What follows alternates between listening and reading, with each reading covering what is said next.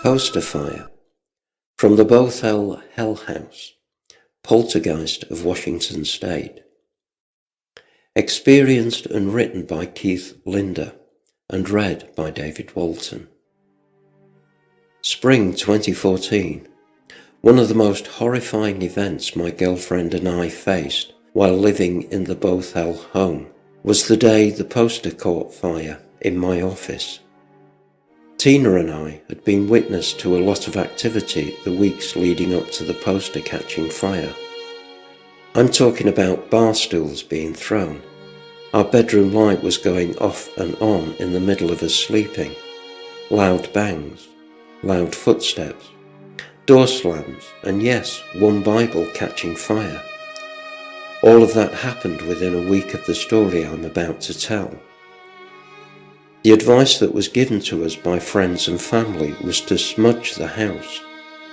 The internet said the same thing. Smudging lessens the activity. Let me tell you, smudging never lessened the activity. It made it worse. This story is proof of that. The night before the poster caught fire, I walked up to Tina and asked her if she'd feel comfortable smudging the house. Tina is an excellent smudge person. She's very thorough. The next day, we woke and got ourselves ready for work. Nothing unusual about that morning, except the house was smelling like sage. That's normal. Your house should smell like sage if you smudged the night before. I later found out that smudging before going to bed is dangerous. Very dangerous. Tina and I got up that morning and did pretty much what we always do. We got ready for work. The feeling of being watched had lessened. Could the smudging have helped? Hell no. 30-odd minutes later, Tina walks up to me and kisses me goodbye. Now it's just me in the house. The only thing on my mind right now is beating Seattle traffic. A few minutes after I stepped into the shower, it happens. Hell happens. Every fire alarm in the house starts going off. I'm standing in the doorway of my bathroom half dried thinking, oh shit, it's happening. I knew right then and there something was up. I didn't know specifically, not yet anyway. Something's up though, and it's not good. I remember running through the bedroom and suddenly reaching our bedroom doorway, and that's when it happened. All of a sudden, I feel a large mass run right by me. I can't see what ran past me. I can only feel it. It was huge. All I could hear, in addition to the fire alarms going off, was this mass stomping. My eyes and ears turned towards the direction of the stomping noise, when all of a sudden the front door of the house opens wide and slams shut. That's it. The door just opens wide on its own and slams shut. That's when my brain says, give chase, Keith, give chase. But my common sense gene says, give chase to what? We still haven't determined if someone was in the house. We haven't seen anything. The door just opened and closed on its own. So I do what my brain says. I run down the stairs and reach the front door. I should be able to get a good glimpse of the intruder as he's leaving the house. I throw my hand on the front door knob and nothing happens. The front door doesn't open. Correction. The front door doesn't budge, not even a centimetre. I must have fought with the doorknob for about 2 seconds before realising that I had a fire somewhere. Smoke is billowing from the upstairs, from my office. I run to my office, and there it is, ladies and gentlemen. There's the fire. The wall behind my computer desk is on fire. The poster specifically. How many seconds have transpired between the fire alarm going off and where I'm standing now? 30 seconds maybe? The first thing I do to kill the fire is toss my damp towel over it. The fire didn't put up a fight. It was gone. I turn and run downstairs again. The house is filled with smoke. I get to the front door and try to open the front door again. Nothing. The door won't budge. This is the same door I saw open less than a minute ago. It feels like it's been welded shut. The fire alarms are still wailing in the background. I can taste the chemicals from my burnt poster in my mouth and nostrils. And that's when it dawned on me. The house is not the one under attack. I am. Think carefully about Keith. The next few decisions could be your last. What are you going to do? I'm probably in shock at this stage, because I remember the events vaguely at this point. All of a sudden, I'm on the phone with the 911 operator. I'm screaming to her that my house is on fire. She's maintaining her level of professionalism by asking me in a calm, "What's my address?" Every time I utter my address through the phone, large amounts of static break out. I'm talking about serious electrical interference. We go through this, "I can't hear you, can you repeat your address?" dance for about 30 seconds. Finally, she gets my address, and in doing so lets me know that the fire department is on the way. I hang up and call Tina. Thank God she answers. Tina can hear the fire alarm screaming through the phone. I blurt out to her to come back home. Come back home, the house is under attack. I hang up. The front door, for reasons I can't explain, finally opened. It opened within seconds of the fire department arriving. How ironic. The firemen dart in and at my urging proceed up towards the office. They said I did a good job putting the poster fire out. Tina runs into the house a minute after they arrive and grabs me. I must have been half naked and shaking like a leaf because all I could remember was Tina throwing blankets over me.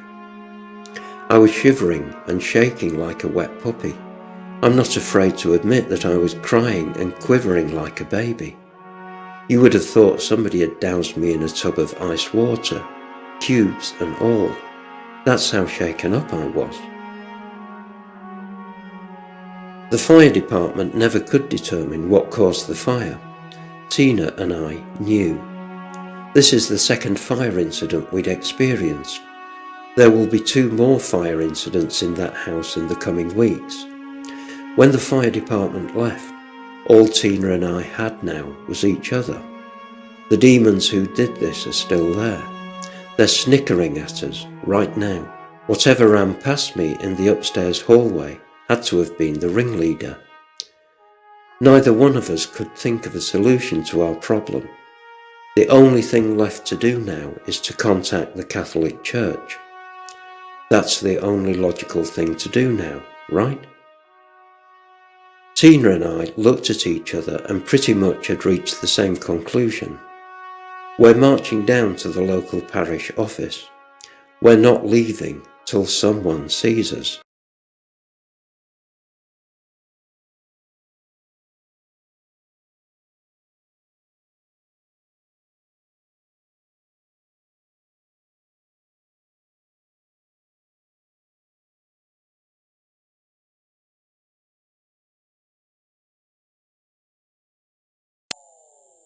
Fifth anniversary of the Poltergeist attack. From the Bothell Hell House, Poltergeist of Washington State. Experienced and written by Keith Linder and read by David Walton.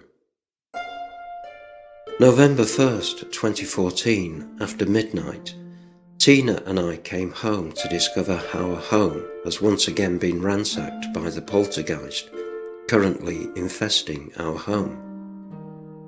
Kitchen cabinet doors were all left open. The kitchen chairs had been reassembled, some aligned into a triangle-like position. The kitchen chair I sit in the most was pulled out and inexplicably facing the living room TV. This is the third or fourth time that has happened, with the exception of water puddles, see below, and maybe the bar stool, the one I sit in the most, which was one of the first things I saw upon entering my home. It was now sitting on top of the kitchen island countertop, 3 to 4 feet off the ground. Nothing else was horrible shocking. Tina and I had needed a break from the previous night attacks, therefore we decided not to be home Halloween night. Too much had happened the previous nights. Imagine coming home and finding all your kitchen cabinet doors open, the contents of the cupboards emptied at times, wine rack emptied, all the bottles scattered or neatly aligned on the kitchen floor.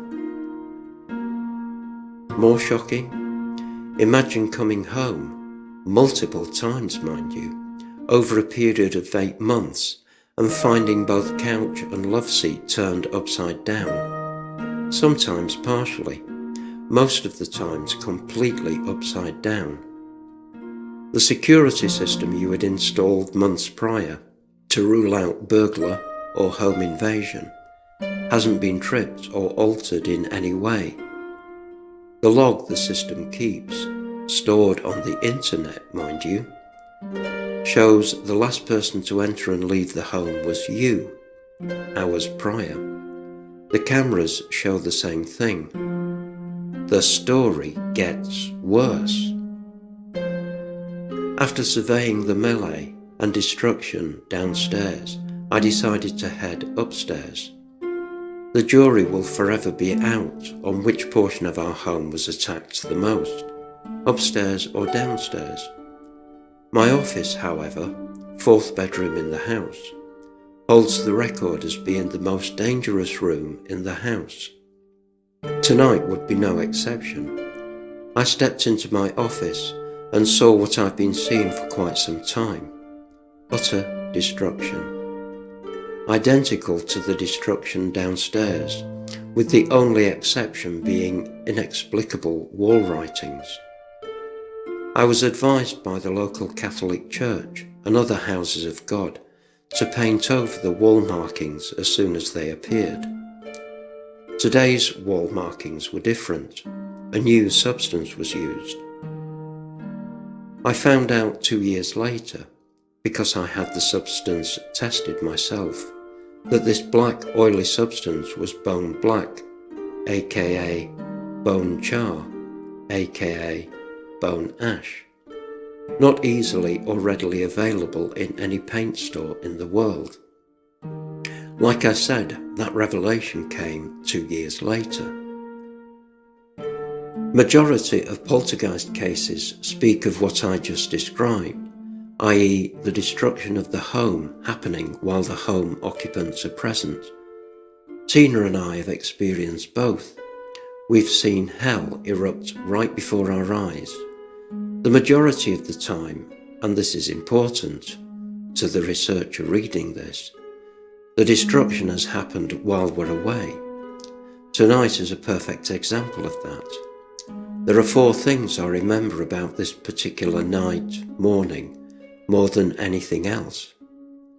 Number 1, the water puddles on the floor. This is new. The droplets of water, numerous and sizable, were found on the wooden floor in the kitchen, between wine rack and kitchen table, very close to the kitchen chair I sit in, which once again had been pulled out and turned towards the TV. Number 2, a wine book resting on the kitchen table. This book wasn't ours. Number 3, and this is very shocking and unnerving to me, it relates to number 4, so here goes. I make a point to document everything that happens in our house. I keep a written diary and a video diary.